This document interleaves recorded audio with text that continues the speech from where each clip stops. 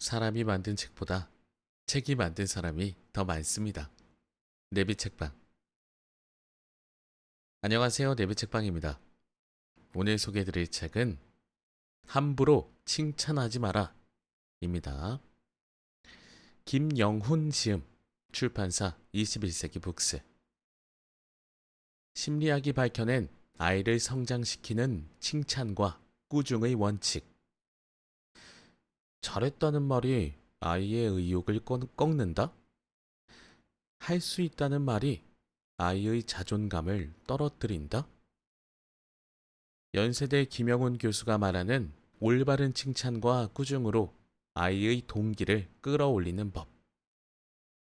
네. 요새 MZ, 젠지 여러 가지 세대를 나눠서 구분하는 그런 명칭들이 많이 사용이 되고 있고, 저는 어쩔 수 없는 사회의 흐름이고 사람들의 인식이라고 생각은 들지만, 과연 계속해서 구분을 하는 것이 옳은가에 관한 질문은 스스로 하는 편입니다. 사람은 인간으로서 크게 원하는 것과 원하지 않는 것이 별반 다르지 않기 때문에, 비슷하기 때문에 굳이 이렇게 세대를 계속 나누는 게 바람직하다고는 생각하지 않는 편이긴 하거든요. 나와 저 사람의 차이를 계속 뭔가 스스로 고민하고 생각하는 행위 자체가 얼마나 도움이 되는지에 대해서 의문을 좀 가지고 있습니다. 또 한 가지는 저는 교육에 관해서 관심이 많은데, 요새 들려오는 어떤 세대별 세대별 사람들에 대한 부정적인 평가들을 보다 보면, 과연 우리나라의 교육 문화가 지금 계속해서 좋은 방향으로 가고 있는가에 대해서는 저는 좀 의문이 듭니다. 저도 물론 부모님께 많은 칭찬을 받고 자랐지만, 그 비율을 따져보자면 전 꾸지람이 더 많았지 칭찬은 많지는 않았던 것 같아요. 그렇다고 해서 제 자존감이 성장하는 과정에서 떨어지거나 뭔가 제 스스로 힘든 것들이 있었다거나 하진 않았던 것 같습니다. 왜냐하면 칭찬을 잘 듣는다고 해서, 칭찬만 자주 듣는다고 해서 제 자존감이 올라가는 것이 아니라, 오히려 꾸지람을 통해서 제가 그릇된 행동들을 안 했을 때 자연스럽게 다른 사람으로 하여금 칭찬을 들을 수 있었고, 들을 수 있었던 것 같고, 결국에는 내 가족이 해주는 것보다는 남들에게 칭찬을 들었을 때 더 제가 앞으로 어떤 삶을 살아야 할지, 어떤 생각을 가지고 살아야 할지에 대해서 더 확신이 들었던 것 같거든요. 자, 칭찬은 고래를 춤추게 한다라는 말도 있지만, 칭찬이 가지고 있는 어떤 다양성, 좋은 점과 나쁜 점, 이런 것들에 대해서 오늘 책을 통해서 한번 고민해보는 시간이면 어떨까 하는 생각이 듭니다. 제 개인적인 경험으로는 꾸지람이 한 6 정도는 됐으면 좋겠고, 나머지 4가 칭찬이었으면 좋겠다 라는 생각을 해요, 그냥. 자, 이 저자분이신 김영훈 교수님은 제가 이전에 이 저자분의 책 중에 노력의 배신이라는 책을 한번 소개해드린 적이 있던 것 같습니다. 그때 그 노력의 배신도 굉장히 좀 충격적이고 흥미롭게 읽었던 기억이 납니다. 자, 이 책의 목차부터 살펴보도록 하겠습니다. 먼저 들어가는 말, 잘했다 라는 말이 아이의 의욕을 꺾는 이유. 오, 잘했어 라고 했는데 왜 의욕이 꺾일까요? 처음부터 굉장히 흥미롭습니다. 파트 1. 아이를 격려한다고 믿었던 칭찬의 덫. 1장. 칭찬에 대한 부모의 믿음은 틀렸다. 스스로 실패를 창조하는 아이. 무조건적인 칭찬이 아이에게 미치는 영향. 시험이 다가오면 왜 일부러 공부를 안 할까?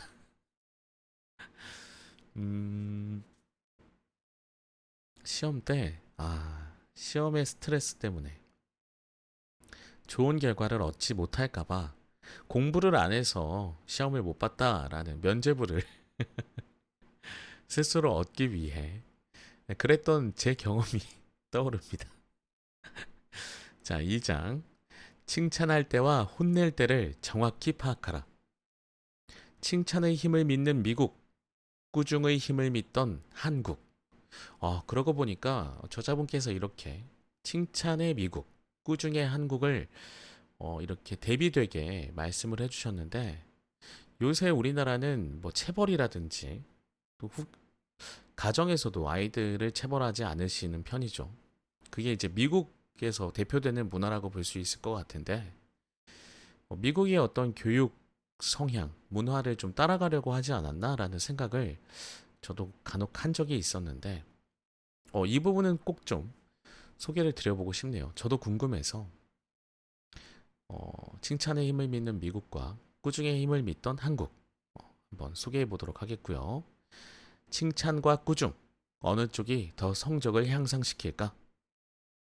칭찬과 꾸중을 들은 아이 중 누가 더 열심히 노력할까? 과도한 칭찬에 안주하고 과도한 꾸중에 포기한다. 자, 앞에 과도한이라는 말이 붙었습니다. 뭐든지 과하면 좋지 않겠지만 과도한 것을 좀 걷어내면 우리가 좋은 것들만 골라서 얻어갈 수 있지 않을까 하는 생각이 듭니다. 칭찬을 많이 하면 아이가 행복할까? 3장. 아이를 잘 혼내는 기술이 필요하다. 자, 아이를 잘 칭찬하는 기술을 알려주시지 않았습니다. 지금까지는 잘 혼내는 기술이 필요하다고 말씀하고 계십니다.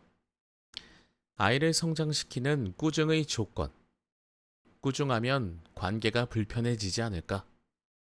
꾸중하기 전에 칭찬 먼저 하는 실수를 하지 말라. 저의 교육 방침, 제가 훈육을 하거나 했을 때의 기억들이 좀 떠오릅니다.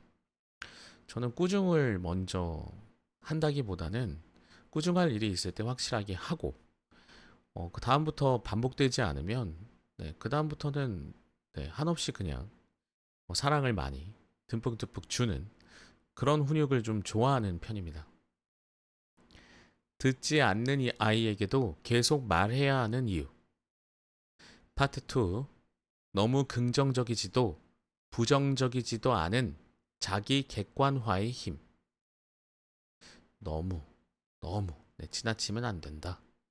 1장. 긍정의 시대를 살고 있는 아이들. 항상 시험을 잘 봤다는 아이와 못 봤다는 아이. 너무 긍정적이어도 너무 부정적이어도 공부를 못한다.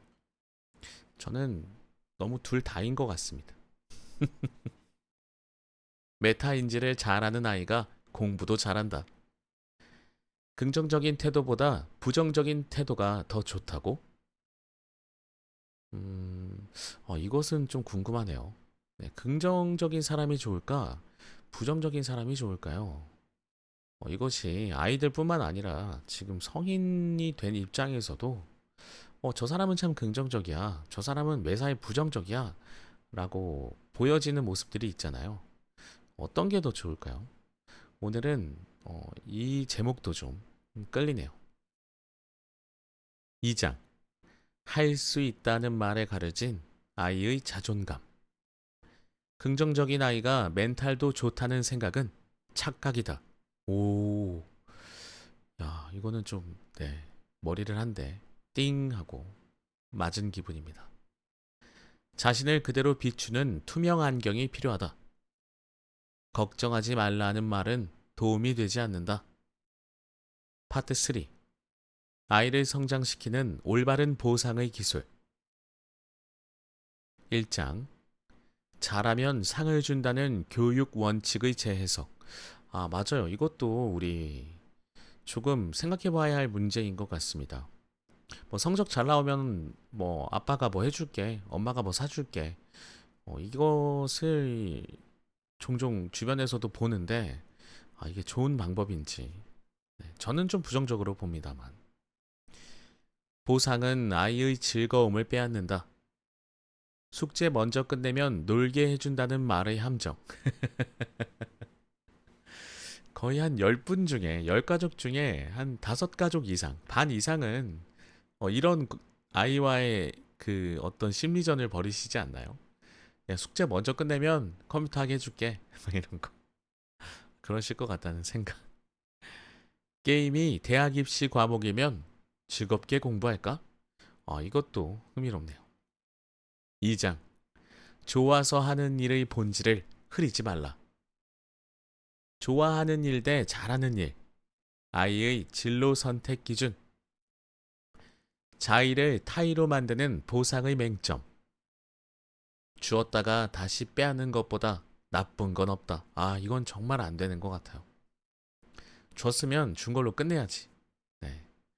이거는 아이의 교육뿐만 아니라 우리가 성인이 되고 난 후에도 주변에서 이런 사람들이 있다면, 그리고 이런 상황을 그 사람으로부터 겪는다면 그 사람에 대한 평판이 굉장히 안 좋아지지 않나요? 네. 인간의 심리상 내가 가지게 된 것을 다시 빼앗기면 굉장히 기분이 안 좋을 것 같습니다. 보상을 효과적으로 사용하는 단 2가지 방법. 자, 다음 거 소개하기 전에 방금 전에 얘기하다 보니까 주었다가 다시 빼앗는 것보다 나쁜 건 없지만 내가 이미 가졌다고 착각하고 내 것을 빼앗겼다고 또 오해해서 벌어지는 일들이 요새 좀 많다는 생각이 듭니다. 누가 나에게 준 적은 없지만 그것이 나의 권리라고 생각해서 나의 권리가 침해되었다고 또 피해망상이 커져서 그로 인해 일어나는 각종 사회 문제들, 뭐 범죄 이런 것들을 요새 자주 보다 보니까 교육을 좀 잘해야, 그리고 사회적인 인식, 어떤 문화가 제대로 자리가 잡혀야 되지 않나라는 생각도 듭니다. 3장. 아이를 자립하게 만드는 힘. 엄마의 칭찬이 아이의 의욕을 떨어뜨린다. 죄송합니다. 떨어뜨린답니다. 왜 우리 아이는 아니요라는 말을 하지 못할까? 아이의 인생을 결정하는 자율성의 힘. 스스로 결정하는 아이로 키우는 방법. 맺은 말. 성취 동기를 끌어올리는 칭찬, 긍정, 보상의 3가지 훈육 원칙. 마지막으로 주석이 있습니다. 자, 오늘 책을 통해서 또 여러분들이 쭉 한번 다 읽어보셔야 도움이 될 내용들로 가득 차 있다고 생각이 되기 때문에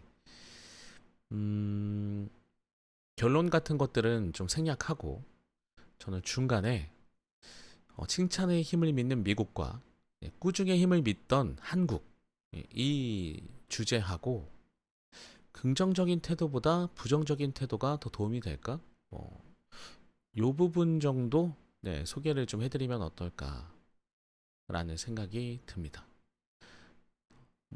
먼저 제가 시간 관계상 둘 다 소개를 못할 수도 있기 때문에 들어가는 말 소개드리고,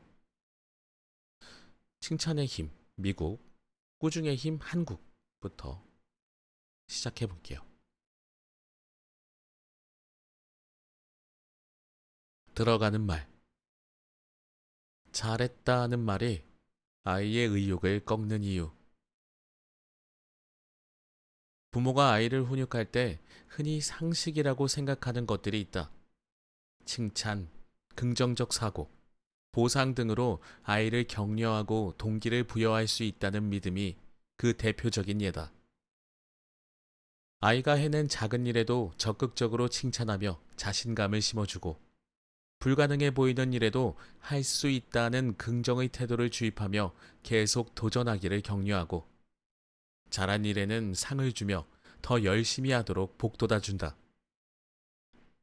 그런데 우리가 상식이라고 믿는 이런 일들이 정말로 아이를 훈육하는 데 효과적일까?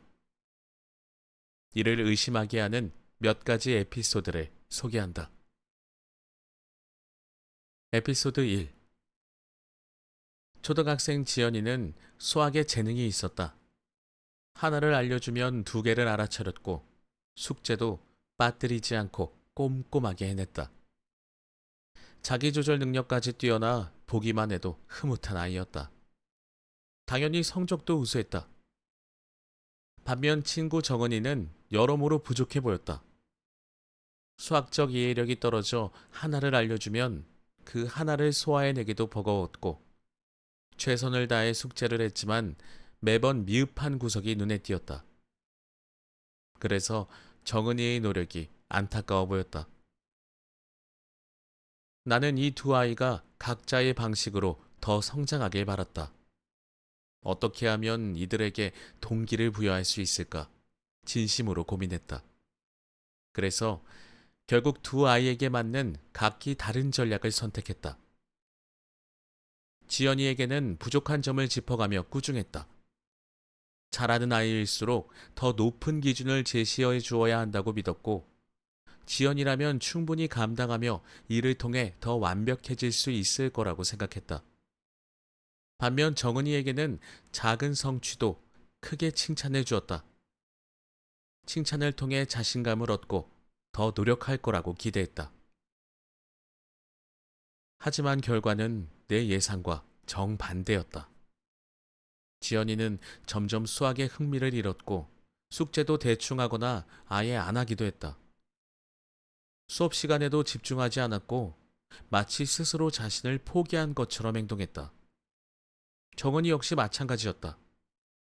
더 열심히 하기는커녕 현재 수준에 안주하려는 모습이 역력했고 예전보다 숙제도 소홀히 하기 시작했다. 이 경험은 나를 깊은 고민과 질문에 빠지게 했다. 우리가 흔히 믿어온 칭찬과 꾸중이 정말 아이를 성장시키는 방식이 맞는 걸까? 많은 부모가 칭찬은 무조건 좋고 꾸중은 조심해야 한다라고 믿는다. 하지만 나는 이 책을 통해 강력하게 주장하고 싶다. 그 통념이 언제나 옳은 것은 아니며 때로는 그 믿음이 아이의 동기를 삭제하고 성장의 가능성을 닫아버릴 수 있다는 것을. 이 책은 단순한 개인적 경험만을 바탕으로 하지 않는다.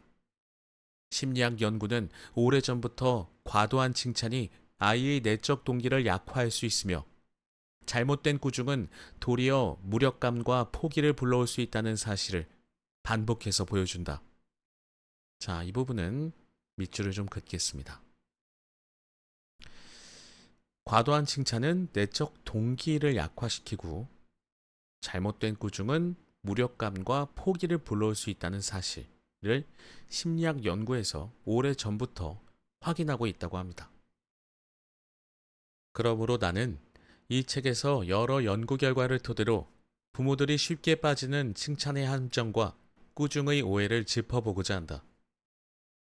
그리고 그 속에서 아이의 마음을 지키면서 동기를 살리는데 더 지혜롭고 효과적인 방법을 함께 나누고자 한다. 아이를 위한 진심 어린 칭찬과 진실한 꾸중이 무엇인지 그 지점을 독자 여러분과 함께 천천히 찾아가 보려 한다. 에피소드 2. 중학생 민수는 보기 드물게 긍정적인 아이다. 마치 걱정이라는 감정이 없는 듯 매사에 밝고 낙관적인 태도를 보인다. 그런 민수를 보며 주변 엄마들은 종종 부러움 섞인 말을 건넨다. 아우, 민수 어머님은 얼마나 좋으시겠어요. 아이가 저렇게 긍정적이라서요. 실제로 민수는 중간고사 날짜가 가까워져도 긴장하거나 스트레스를 받는 기색이 없다. 오히려 엄마 걱정하지 마. 이번 시험 엄청나게 잘 볼 것 같아. 라는 말을 입버릇처럼 내뱉는다. 하지만 민수 엄마는 아이의 그런 말을 들을 때마다 오히려 한숨이 깊어진다. 민수는 말만 그럴싸했지 정작 공부는 안 하기 때문이다. 결국 엄마는 참지 못하고 말도 안 되는 소리 말고 얼른 방에 들어가서 공부나 해! 라며 열정을 내고 만다.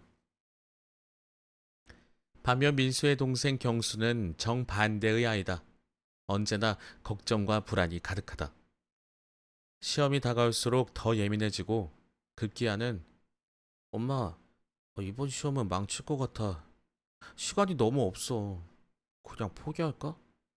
라며 낙담의 말을 쏟아낸다. 그러나 엄마는 알고 있다. 경수가 준비를 전혀 안 한 것도 아니고 남은 시간도 충분하다는 것을. 차분히 마무리하면 문제없이 시험을 치를 수 있는 상황이다.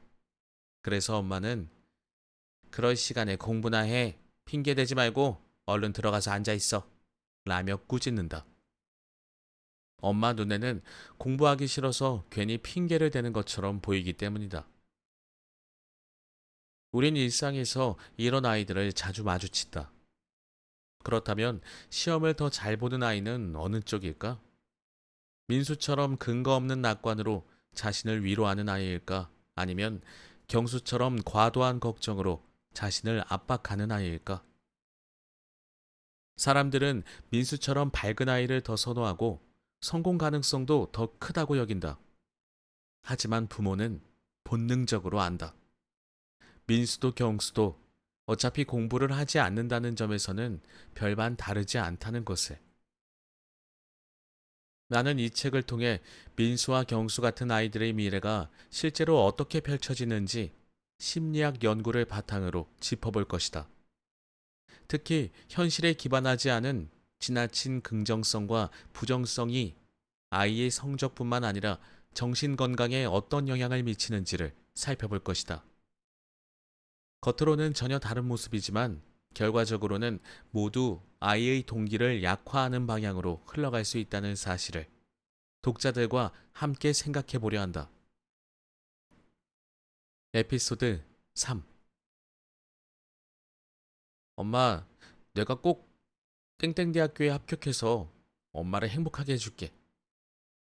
고등학생 지수가 엄마에게 건넨 이 말은 참 따뜻하게 느껴진다. 엄마는 아이의 말에 행복감을 느꼈고 지수 역시 자기 말을 스스로 자랑스러워했다. 하지만 나는 그 말을 듣는 순간 마음 한구석이 무거웠다. 대학교 수업 중 학생들에게 고등학교 때 왜 그렇게 열심히 공부했나요? 라고 물어보면 많은 학생들이 이렇게 대답한다. 엄마가 기뻐했으니까요. 엄마가 행복하게 바랐거든요. 지수는 결코 특별한 아이가 아니다. 많은 아이가 자신을 위해서가 아니라 부모의 기쁨을 위해 공부한다. 그런데 아이러니하게도 아이들은 막상 대학에 들어가고 나면 더 이상 공부를 열심히 하지 않는다. 입학이라는 목표를 달성한 순간 공부는 의미 없는 일이 되어버린다. 자신이 좋아서 한 공부가 아니었기에 동기는 오래 가지 않는다. 왜 우리 아이들이 이런 길을 걸어가게 되는 것일까? 아이들은 태어나면서부터 수많은 보상 체계 속에 놓인다. 스티커, 상장, 성적, 대학 입학, 그리고 그보다 더 강력한 보상은 바로 엄마의 칭찬과 기쁨이다. 그러나 이런 보상은 일시적으로는 아이의 외적 동기를 끌어올리지만 결국 공부는 보상을 위해 하는 것이라는 인식을 심어줌으로써 내면의 흥미와 자율성을 앗아간다. 다시 말해 공부 자체를 좋아하게 만들기보다 공부를 억지로 해야 하는 일로 받아들이도록 만들어버린다. 이런 현상은 단지 고등학생에서 끝나지 않는다. 좋은 대학을 가도 학점을 위해서 억지로 공부하고 좋은 직장을 다녀도 월급이나 승진을 위해 억지로 일한다. 모두 보상 때문이다. 나는 이 책에서 부모의 좋은 의도로 시작된 보상이 어떻게 아이들의 내적 동기를 약화하는지를 이야기하려 한다. 특히 부모가 아이에게 주는 인정과 칭찬, 기쁨이라는 보상이 아이의 자율성을 어떻게 훼손하고 또 아이 스스로 의미를 찾는 능력을 어떻게 앗아가는지를 심리학 연구를 토대로 풀어볼 것이다. 그와 함께 부모가 아이를 진심으로 응원하면서 동시에 어떻게 동기를 지켜줄 수 있는지도 함께 고민해 보려 한다. 나는 지난 20년간 칭찬과 꾸중, 긍정적 태도, 보상에 관해 꾸준히 연구해 온 결과를 이 책에 담았다. 자녀에게 어떻게 칭찬과 꾸중을 해야 할까? 어떤 칭찬과 꾸중이 공부에 대한 동기를 높일까? 긍정적 사고가 아이들의 정신 건강에 과연 유익할까? 어떤 보상을 줄 때 아이들이 더 열심히 공부할까? 이런 질문에 대한 답을 찾고 그 답을 어떻게 삶에 적용할 수 있을지 논의해 보려 한다. 네, 이렇게 들어가는 글을 먼저 소개해 드렸습니다. 자, 어, 이 들어가는 글, 들어가는 말, 뭐 서문, 네, 프롤로그 읽다 보면 네, 이 책에서 저자분이 어떤 말씀을 하실지를 네, 파악할 수 있게 되는데 이 들어가는 말만 봤을 때에도 네, 이 책의 내용이 지금 아이를 교육시키는 것에 대해서 고민이 많으신 네, 모든 학부모님들께 정말 큰 도움이 될 수 있을 것 같다는 생각이 듭니다. 자, 그러면 저는 네, 본문 중에서 칭찬의 힘을 믿는 미국, 꾸중의 힘을 믿던 한국 이 부분을 소개해 보도록 하겠습니다. 칭찬의 힘을 믿는 미국, 꾸중의 힘을 믿던 한국. 20년 전에도 그랬지만 지금도 서점에는 칭찬의 긍정 효과에 관해 역설하는 책들이 아주 많다. 대한민국 사람 중에 칭찬은 고래도 춤추게 한다라는 제목의 책을 모르는 사람은 드물 것이다. 그 책의 앞표지에는 인간관계를 바꾸는 칭찬의 노하우라는 부제가 달려 있다. 한때 우리는 서로 칭찬합시다라는 구호를 내세우며 학교에서 그리고 직장에서 전 국민이 칭찬하기를 연습하던 시기도 있었다. 칭찬은 고래도 춤추게 한다를 패러디해 칭찬은 남편을 춤추게 한다라는 표어가 한때 큰 유행을 일으키기도 했었다. 온라인 세상을 돌아다니다 보면 칭찬의 긍정 효과에 대해 조언하는 글들과 이미지를 수천 건 이상 찾아볼 수 있다. 아주 구체적인 방법까지 제안하며 칭찬의 습관화를 부추긴다. 사람을 처음 만나면 칭찬할 구석을 억지로라도 찾게 된다. 왠지 칭찬으로 대화를 시작해야 할 것 같기 때문이다. 하물며 어린아이를 만나더라도 첫 문장은 항상 아, 너 너무 예쁘게 생겼다. 이런 칭찬을 어렸을 때 들으신 분들이 계시겠죠? 네. 저는 없습니다. 저는 너 너무 예쁘게 생겼다. 뭐 이런 말보다는 너 아유 착하게 생겼다. 이런 게 더 많았던 기억이 나는데. 음, 음. 도대체 항상 지금도 의문인 게 착하게 생겼다라는 말은 도대체 어떻게 생겼다라는 말일까요? 네, 그게 아직도 풀리지 않는 미스테리입니다. 어머, 얼굴이 너무 좋아 보여요. 더 젊어지신 것 같아요. 야, 너는 살이 더 빠진 것 같다. 비법이 뭐야? 라는 말들을 우리는 인사말의 관용어처럼 사용한다. 심지어, 와, 피부가 어떻게 그렇게 좋으세요? 라며 상대방의 피부 상태까지 소환한다. 그래서인지 칭찬할 거리를 못 찾으면 당황스럽기까지 하다. 꾸중해야 하는 상황에서도 우리는 칭찬을 먼저 하는 배려를 잃지 않는다. 칭찬을 무슨 만병통치약처럼 생각하는 것 같다. 칭찬의 내용이 사실이든 아니든 그것은 그리 중요하지 않다. 칭찬한다는 것 자체가 중요하다. 또한 이런 칭찬이 관계에 큰 도움이 될 거라고 믿는다. 이런 칭찬이 우리의 삶을 저 너무 좀 충격받아가지고 말도 더듬었습니다. 저 밑줄을 그으면서 지금 읽으려고 하고 있었는데 이런 칭찬이 우리의 삶을 폐허로 만들 수 있다는 사실은 상상도 못한 채 말이다. 과도한 칭찬은 정말 좋지 않습니다. 네. 내가 뭐든지 다 잘한다고 착각할 거 아니에요. 나에겐 문제가 없다라고 생각할 거 아닙니까? 저는 이 책을 소개하면서 네, 앞서 말씀드렸듯이 어떤 사람에게라고 표현하지는 않겠습니다만 사람마다 다르겠습니다만 저는 제 자식을 훈육한다면 꾸지람이 6 정도, 그 다음에 4 정도가 칭찬이면 딱 좋겠다라는 생각을 해요. 되도록이면 그래도 네, 그럴 일이 없어야겠지만 네, 한다면 그렇게 하는 게 더 낫지 않나라는 생각을 하는데 아무튼 계속 소개합니다. 우리가 언제부터 칭찬을 미덕으로 생각했을까? 우리가 원래부터 이런 태도를 지녔던 것은 아니다. 한국인은 원래 칭찬과 거리가 먼 민족이었다. 네, 저희 부모님은 네, 정말 토종 한국인이신 걸로 칭찬을 아부와 권모술수로 생각하던 시절도 있었다. 그래서 지금도 칭찬을 부담스러워하는 사람이 많다. 오히려 우리는 꾸중을 미덕으로 생각하는 민족이었다. 사랑하면 사랑할수록 우리는 꾸중이라는 매를 들었다. 칭찬이라는 당근은 애초 선택지에 없었다. 혹독한 꾸중으로 사람을 바로잡으려 했고 더 성장시키려 했으며 일에 대한 동기를 끌어올리려 했다. 특히 학교 생활은 꾸중의 연속이었다. 꾸중은 교육에서 가장 중요한 본질이었다. 집에서도 꾸중을 듣지 않으면 하루가 지나가지 않을 정도였다. 요즘에는 모르겠는데,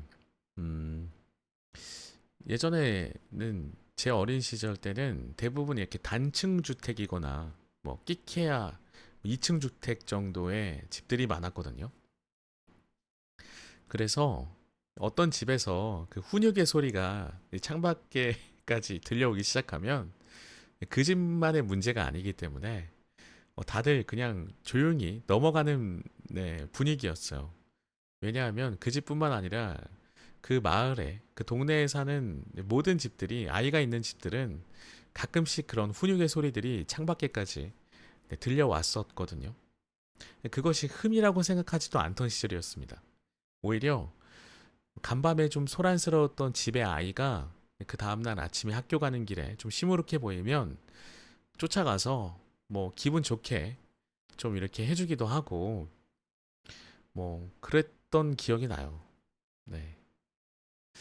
사회 분위기가 그랬던 것 같습니다. 자녀를 꾸중한 담임 선생님을 찾아가 어머니는 머리를 조아렸고 더 혼내달라는 부탁을 잊지 않았다. 이것도 너무 좋다. 직장 생활도 크게 다르지 않았다. 꾸중과의 사투가 직장 생활의 핵심이었다. 모르는 아이라 할지라도 동네 어른들은 잘못된 아이를 꾸짖는데 주저함이 없었다. 와, 이 부분은 네, 지금 저자분의 이 생각을 제가 읽으면서 제가 주변에 요새 이 얘기를 정말 많이 하거든요. 야, 우리 어렸을 때는 뭐 잘못하면 뭐 동네 슈퍼 아줌마한테도 혼나고 뭐 참기름집 김씨 아저씨한테도 혼나고 그랬었는데 그러지 않았냐? 요즘 애들은 그런 게 없는 것 같아. 막 이런 거 얘기했던 기억이 납니다. 그렇기 때문에 뭔가 아이들을 온 나라가 키우는 느낌이랄까요? 네, 그런 게 좀 있었어요. 제가 다른 어른들한테 혼나도 그걸 엄마한테 얘기를 하면 엄마는 네가 맞을 짓을 했겠지 막 이런 느낌? 네. 네, 그랬는데 물론 그게 뭐 무조건 좋다는 아니겠지만 그렇기 때문에 내가 이 사회 구성원으로서 어떤 행동을 해야 되는지를 좀 생각했던 것 같아요. 예를 들면 요즘 친구들 중에서 청소년들이나 자라나는 아이들 중에서 어떤 잘못을 했는데 내가 모르는 사람이 나한테 거기에 대해서 지적을 하면 뭐 아저씨가 뭔데 저한테 그러세요? 약간 이런 느낌이잖아요.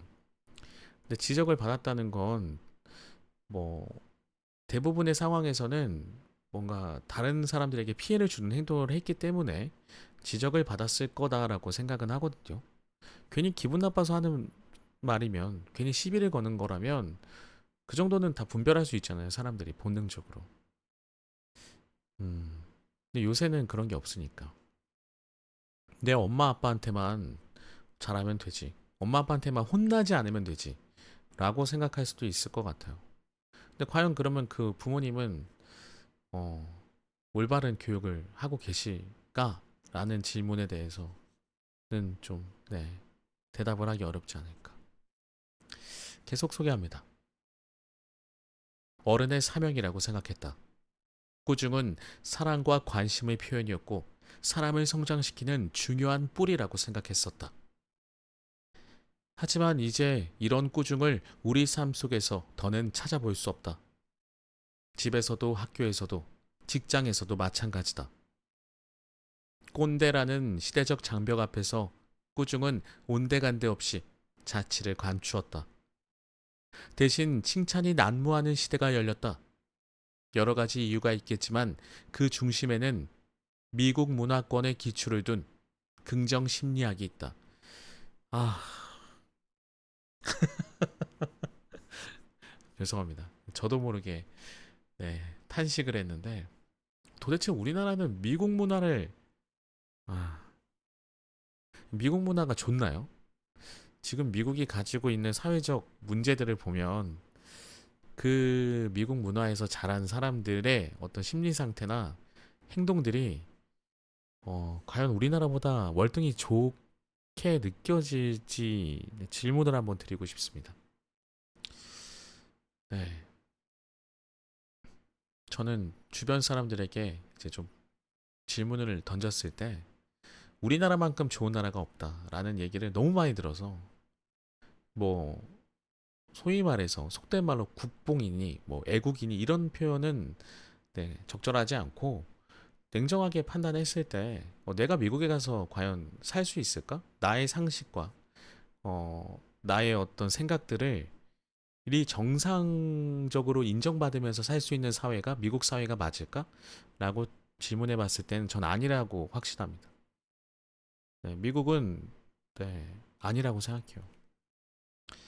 자, 미국 문화권의 기초를 둔 긍정 심리학이 우리나라에 어떤 영향을 미쳤을까요? 계속 소개해 봅니다. 그렇다고 긍정 심리학을 탓할 수는 없다. 긍정 심리학의 본질과 우리가 받아들인 긍정 심리학 사이에는 엄연한 차이가 있기 때문이다. 긍정 심리학은 미국 펜실베니아 대학교 심리학과 교수 마틴 셀리그먼에 의해 창시되었다.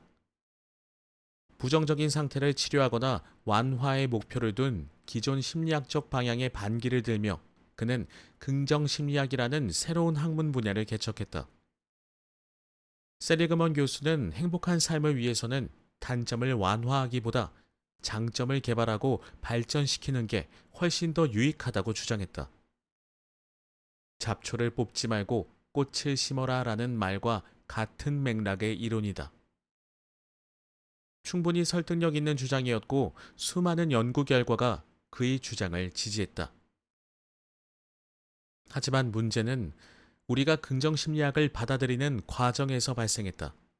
안타깝게도 우리는 이 긍정심리학의 본질을 버리고 껍데기만 수입했다. 혹독한 꾸중에 상처받은 우리는 긍정심리학을 칭찬하기로 해석해버린 것이다. 무조건 칭찬하기 혹은 무조건 자신을 긍정적으로 바라보기로 해석하고 적용해버렸다. 혹독한 꾸중에 힘들어하던 우리에게 긍정심리학은 그렇게 다가올 수밖에 없었다. 아쉽게도 이런 과정을 통해 우리는 꾸중에 대한 전통적인 태도를 완전히 잃어버렸다. 요즘 네, 꾸중하는 분들 어떤 식으로 꾸중하시는지, 꾸중은 하시는지. 칭찬의 힘을 신봉하는 미국 사람들. 칭찬과 꾸중에 대한 동서양의 차이는 아직도 극명하다. 특히 미국 사람들은 칭찬을 밥 먹듯이 한다. 칭찬에 대한 단어들도 수없이 많다. 너무 많고요.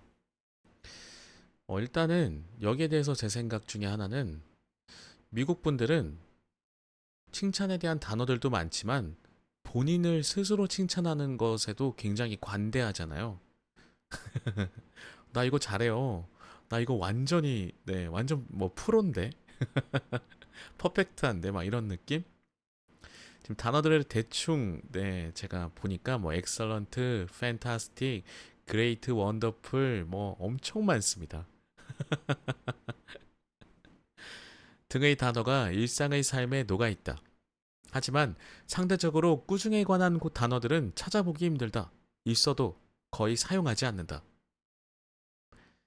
미국에서 유학하는 외국인 학생들이 가장 먼저 경험하는 문화적 충격 중 하나가 미국 교수들과 일반인들이 사용하는 칭찬이다. 그들은 습관적으로 excellent라는 단어를 사용하며 그리 좋은 성과가 아니더라도 good이라는 단어를 어렵지 않게 사용하고 정말 별로인 성과라면 okay라는 단어를 사용한다. 가장 나쁜 피드백이 okay인 셈이다. 이런 태도는 미국인들이 가지고 있는 향상 초점과 깊은 관련이 있다.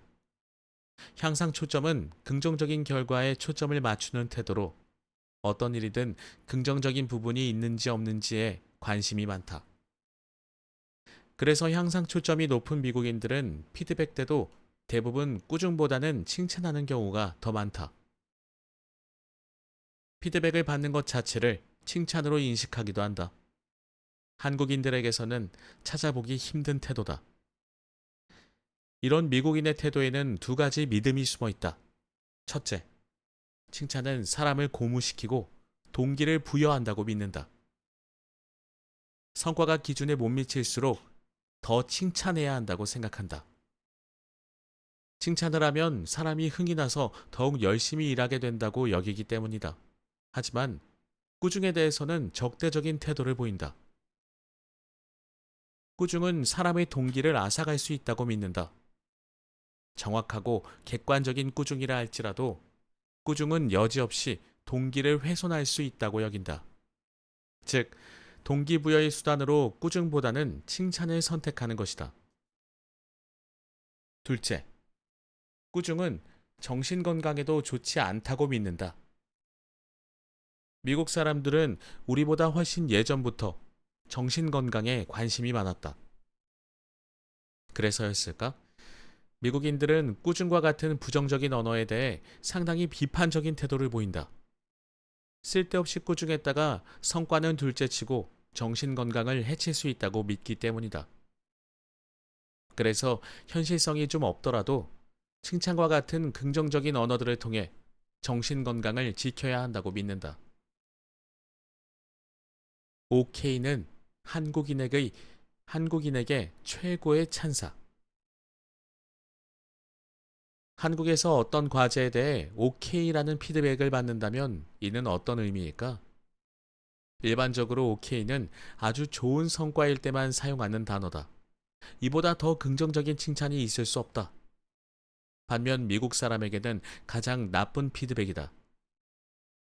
영어 OK를 비슷한 뉘앙스의 한국어로 번역하면 괜찮아 정도밖에 되지 않는다. 박해도 너무 박한 단어가 아닐 수 없다. OK보다는 별다른 피드백이 없을 때 오히려 잘했다고 생각할 정도다. 한국인들이 칭찬에 얼마나 인색한지를 알 수 있는 부분이다. 이런 태도는 예방 초점과 깊은 관련이 있다. 한국 사람은 피드백 때 잘못한 부분이 있는지 없는지 판단하는데 관심이 많다. 이렇게 부정적인 결과를 예방하는 것에 초점을 맞추는 태도를 심리학에서 예방 초점이라고 부른다. 한국인은 예방 초점이 강하다 보니 피드백에서 꾸중이 더 큰 역할을 한다. 피드백을 받는다는 것 자체를 꾸중으로 인식하고 고쳐야 할 부분에 대한 의견을 듣는다고 생각하기도 한다. 잘못한 부분을 없애는 게 가장 중요한 과제이기 때문이다. 이런 측면에서 보면 OK가 얼마나 훌륭한 피드백인지 쉽게 이해할 수 있다. OK라는 단어에는 특별한 문제가 없다는 의미가 담겨 있기 때문이다. 그래서일까? 전통적으로 한국 사람들은 피드백 때 잘한 부분에 대해서는 잘 이야기하지 않는다.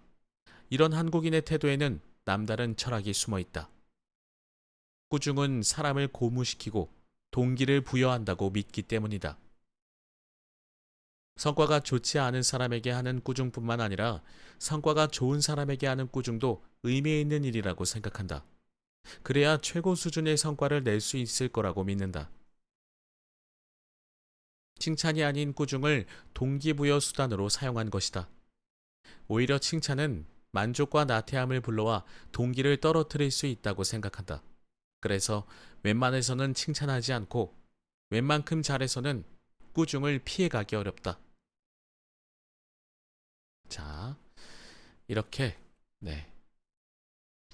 미국의 긍정과 한국의 꾸중 네, 이것에 대해서 소개를 좀 드려봤습니다.